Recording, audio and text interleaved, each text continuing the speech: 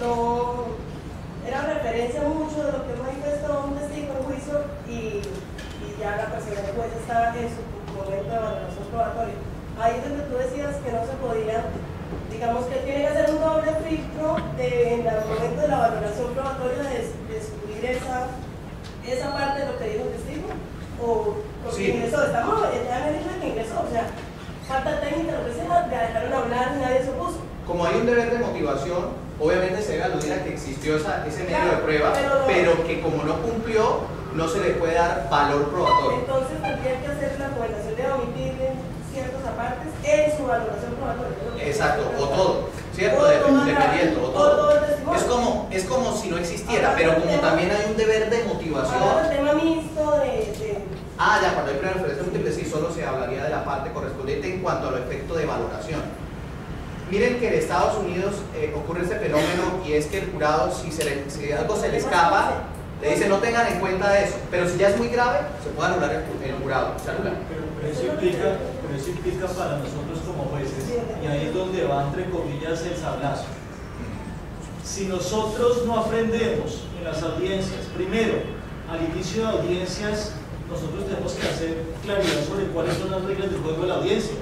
Y ahí es donde es importantísimo advertirle a las partes: no voy a admitir pruebas de referencia, ojo en sus testimonios, no voy a admitir pruebas de referencia, y dar claridad. Acuérdense que nosotros cumplimos un papel pedagógico, que hay muchos defensores o muchos fiscales que no tienen claro cómo formular las preguntas y terminan invitando al testigo a introducir pruebas de referencia. Entonces, al inicio de las diligencias de juicio especialmente, hay que marcar muy bien esa diferencia, pero en el trámite ya de cada testimonio, aunque nosotros no tenemos que meternos en el proceso de la información cómo se conforma, cuando nos damos cuenta de que eso le está saliendo de las manos a la prueba de referencia, es nuestro deber, ahí sí, hacer un ejercicio de corrección, porque si no corremos el riesgo de que nulifique o se vaya a una situación como de absolución indebida, el caso, porque no hemos sido capaces de controlar el ejercicio del testimonio. Entonces, ojo, porque para nosotros, hasta ahora que hemos venido haciendo, y no nos vamos a mentir, si no hubo oposición,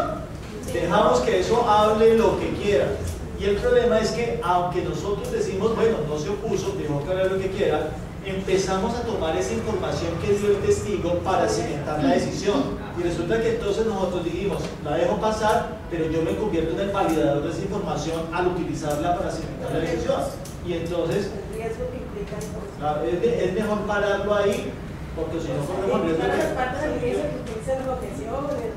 Claro. Y mire que la Corte, no solo en esta decisión, esta fue la que traje, ¿cierto? Porque es la más reciente, pero hay varias en que ha hecho fuerte llamado de atención sobre situaciones que se están manejando mal, porque es que, o sea, el mensaje es: evitemos que la prueba de referencia mal producida pues se produzca en juicio, pero ya en últimas, si de verdad las partes no dan, ¿cierto?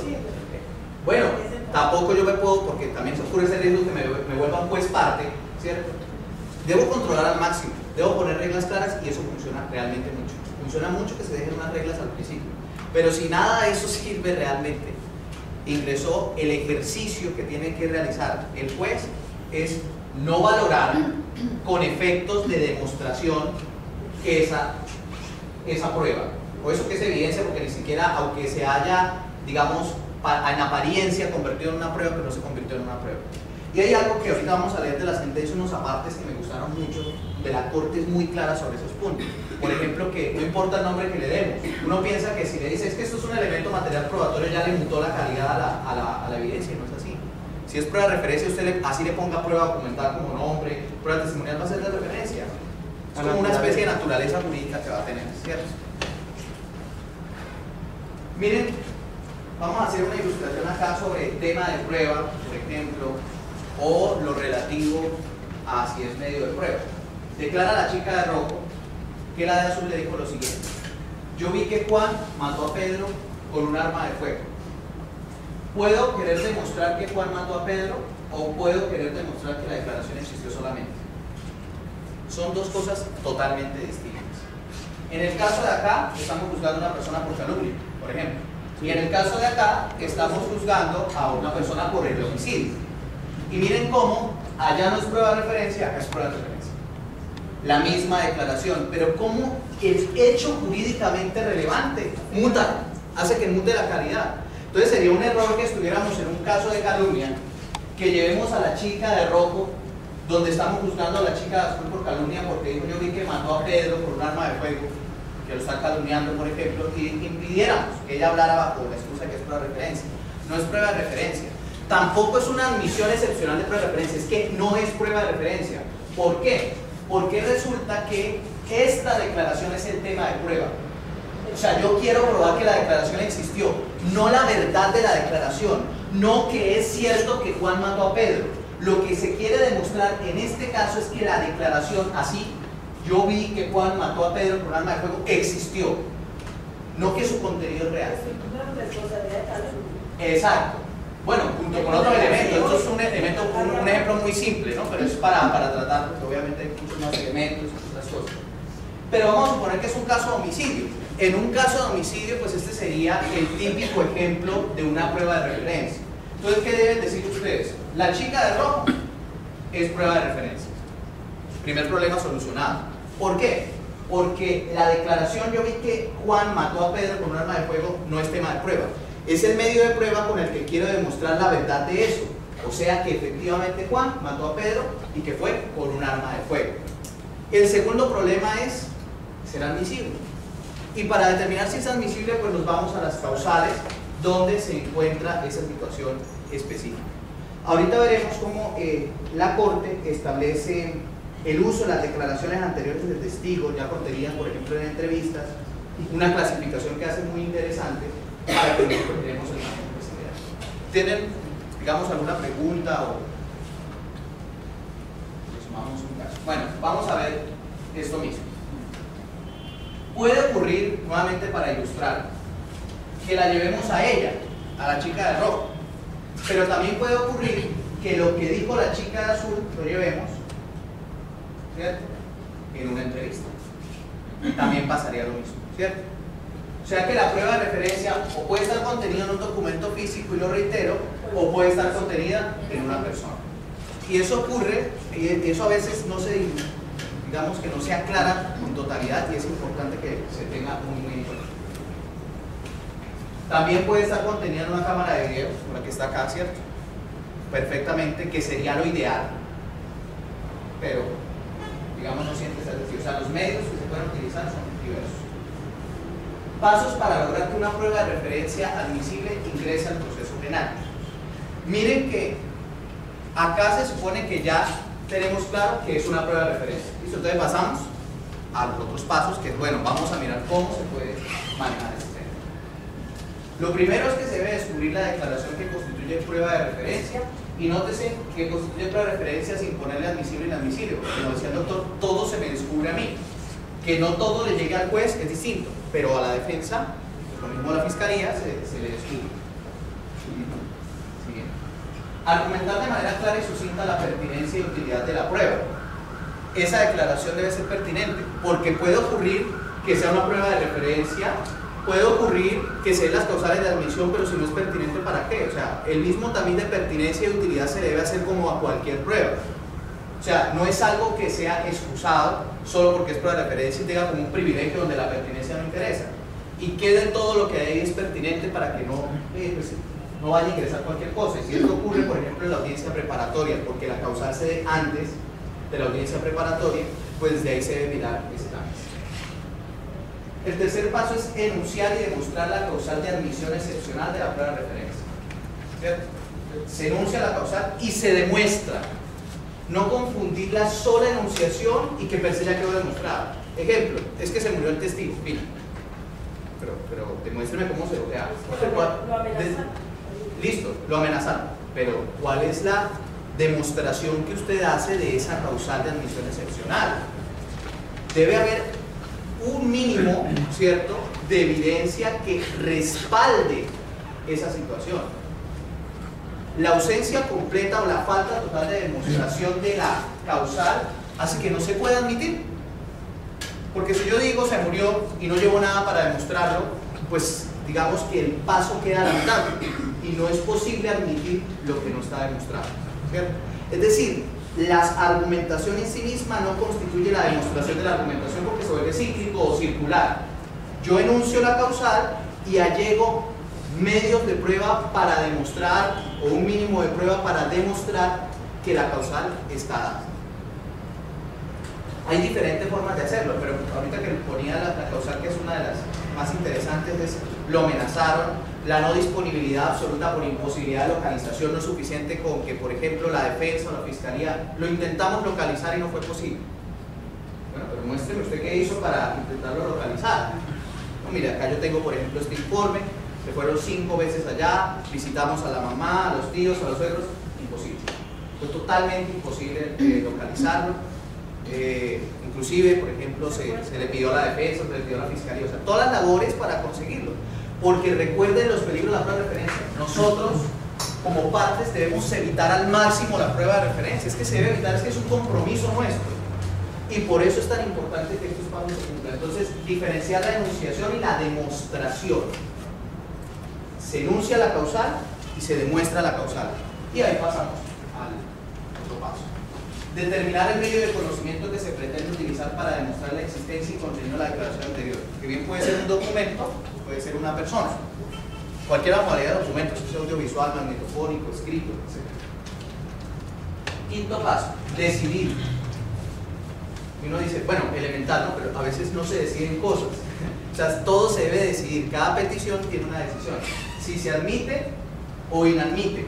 O también, lo puse acá, si se rechaza o se excluye. ¿Cuál es la diferencia entre cada cosa?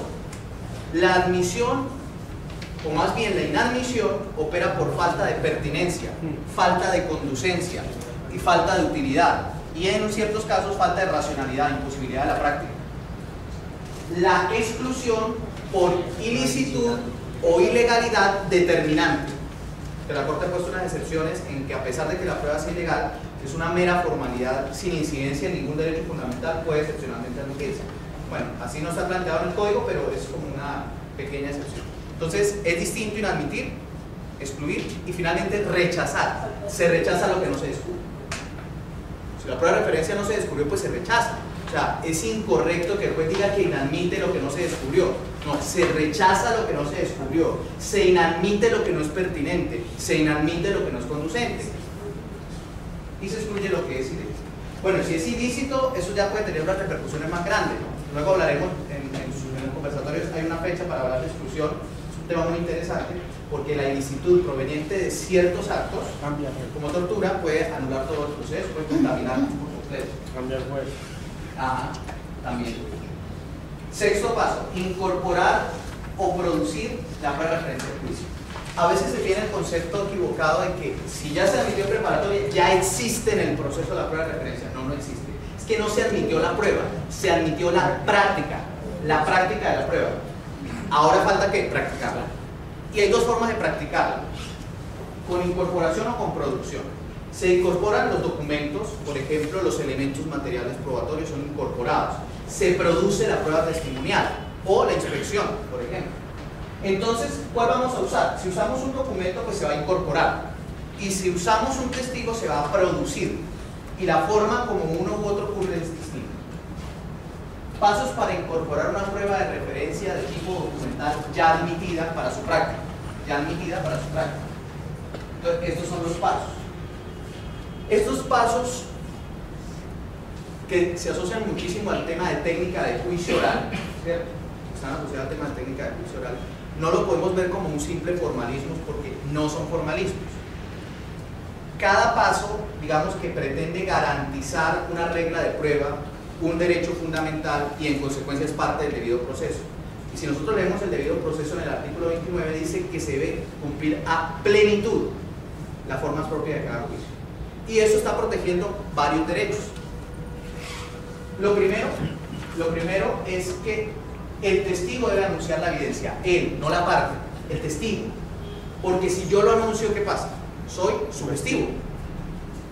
Es el testigo el que anuncia. Por eso, en el interrogatorio las preguntas son abiertas. ¿Qué, cuándo, cómo, por qué? Explique, dígame. Porque es él el que va a suministrar la información.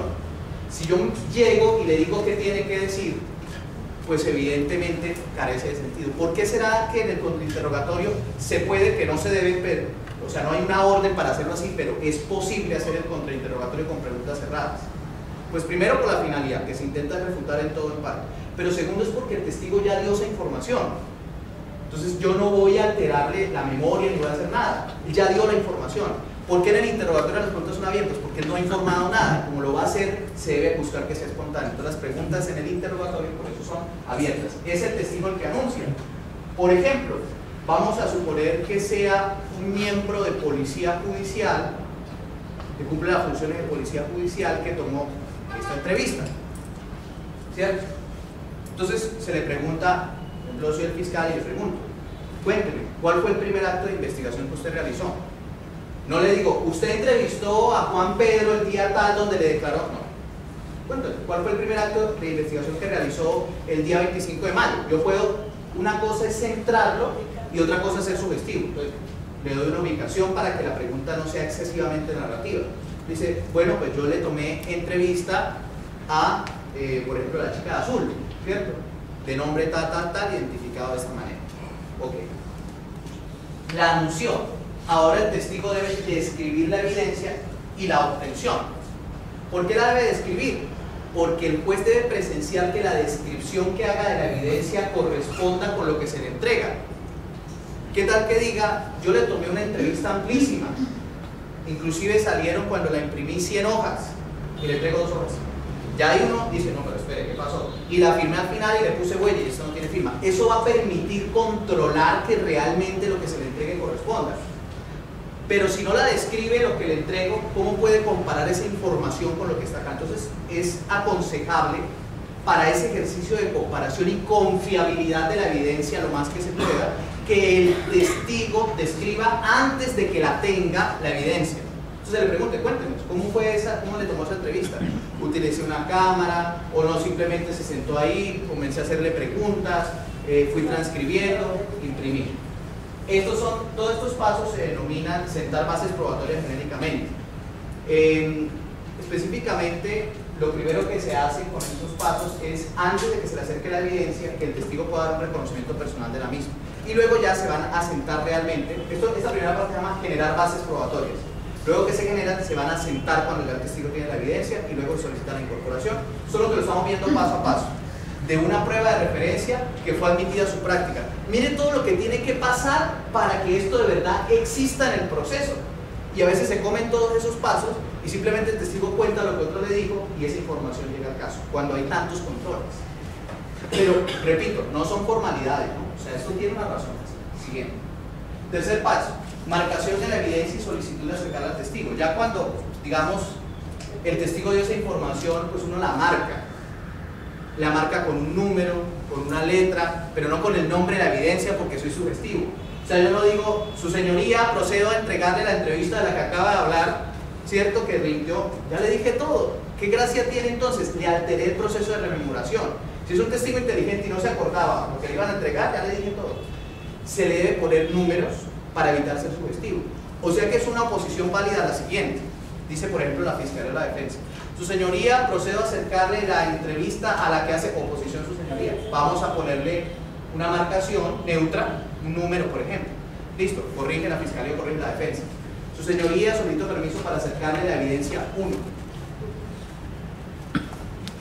2, la evidencia 3. Miren lo neutral que es eso. No estamos contaminando nada. Discúlpeme, yo meto la cucharada ahí para hacer un comentario que no es del tema, pero del tema de fondo, pero que sí es de la metodología de que está hablando.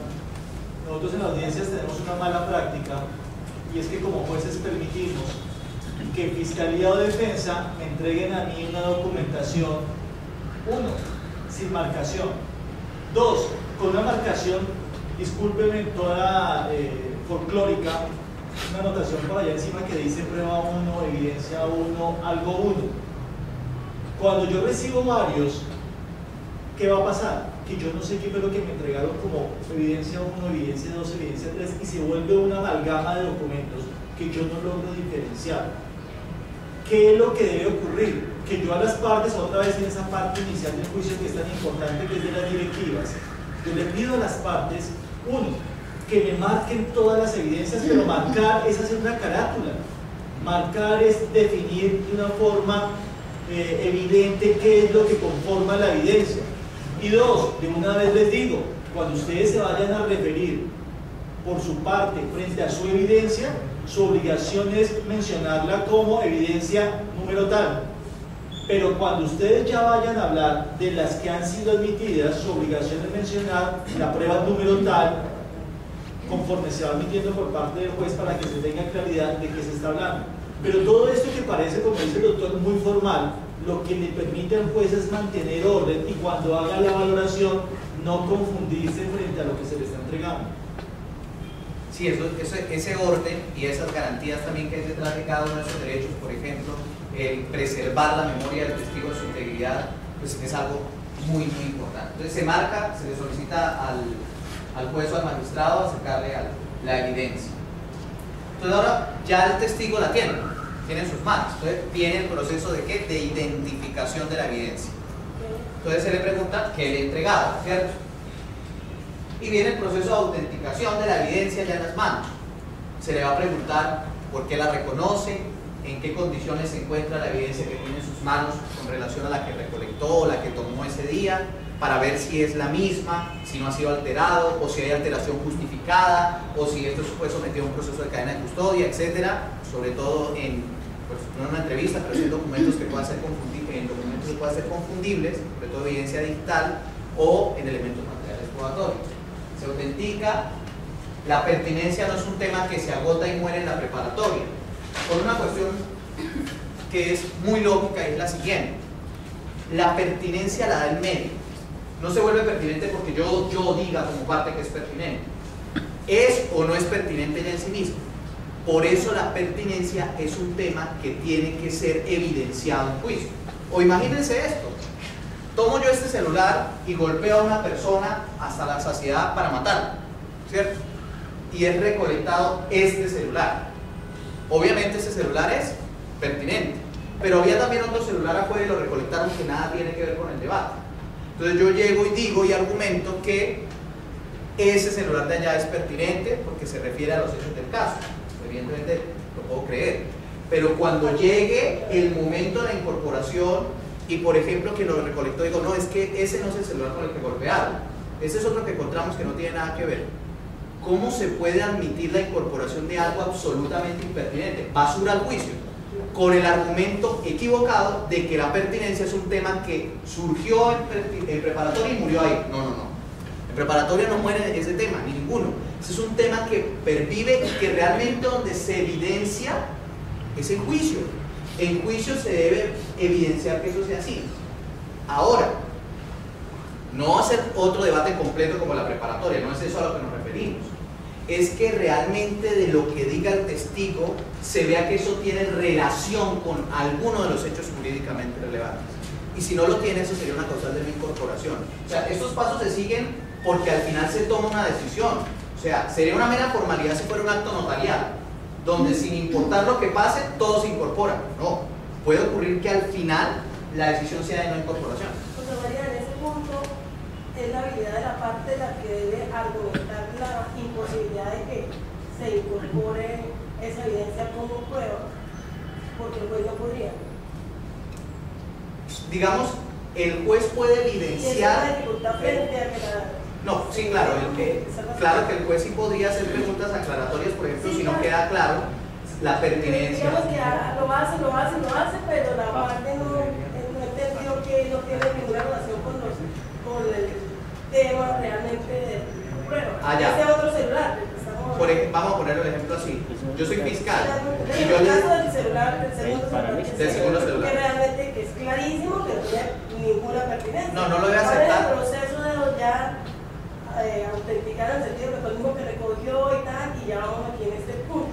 Pero es la habilidad de la parte, de la contraparte, la que debe, para que pues no llegue con tanta contaminación y con elementos que no corresponden. Claro. Yo veo ahí una dificultad. Sí, si la parte es ultrapasiva y puede que el testigo no cuente la información de que no es el mismo celular, uno nunca se entere.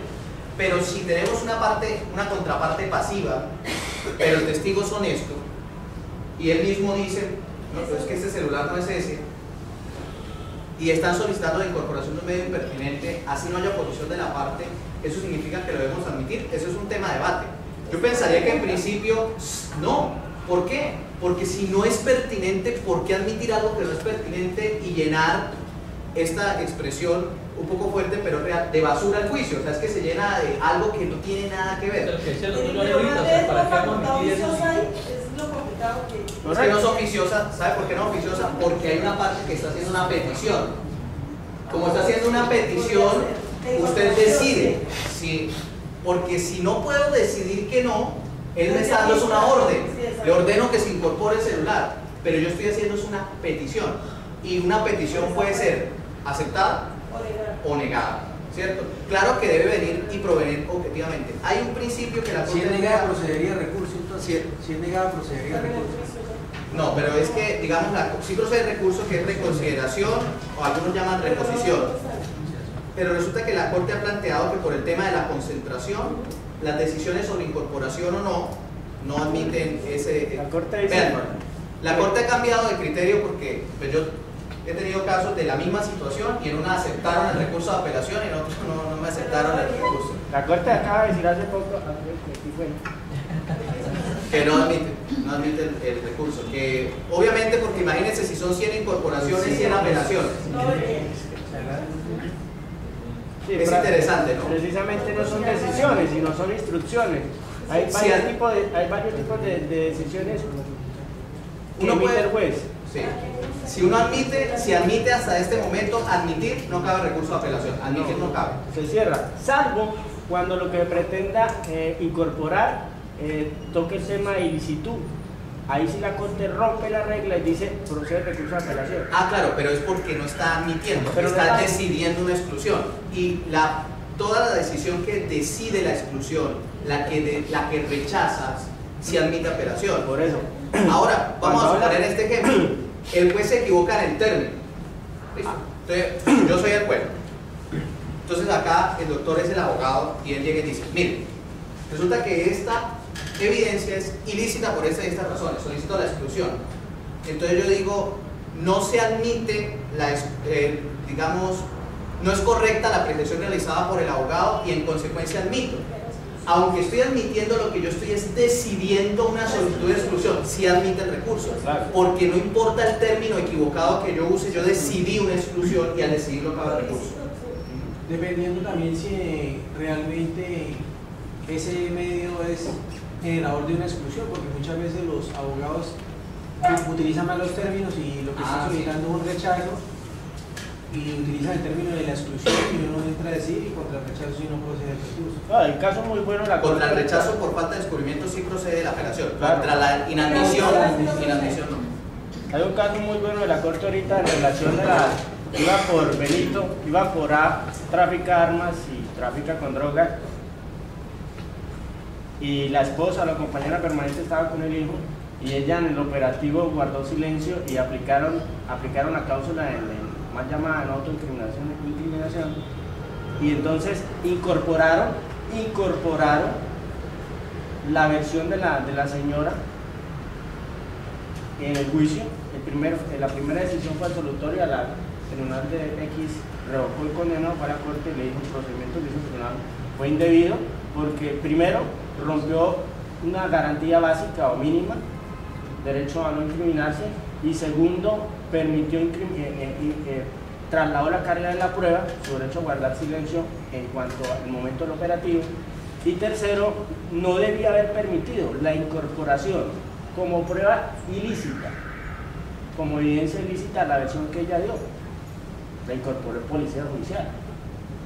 Entonces, ¿dónde es el tema? Independientemente de cómo decida el juez, si admite o no, en el fondo lo que importa es qué es lo que dice el juez y qué es lo que le pide la parte.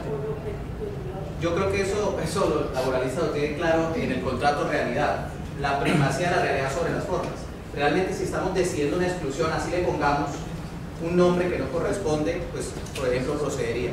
Y sobre eso ya vamos a ver en la sentencia unos apartes sobre la esencialidad de la prueba de referencia, pues específicamente que a veces no se cumple. Entonces se habla de la pertinencia, terminamos hablando de la exclusión. Entonces, siguiente. Bueno, ahí lo que iba, que me faltó, que me equivoqué, pero procedamos. El último paso es solicitar la incorporación. Esto ya hablo de todo, entonces solicito, ¿no? A veces se me olvida y no lo digo. Eso es muy, muy importante, digamos. Usos de la prueba de referencia admisible de no sé. Para eso vamos a utilizar ya la sentencia, porque la sentencia hace, digamos, un análisis muy importante sobre esto. Ustedes vieron que en este caso, que se llevó muy mal, terriblemente, no sé si lo alcanzaron a leer, pero les cuento, una señorita llamada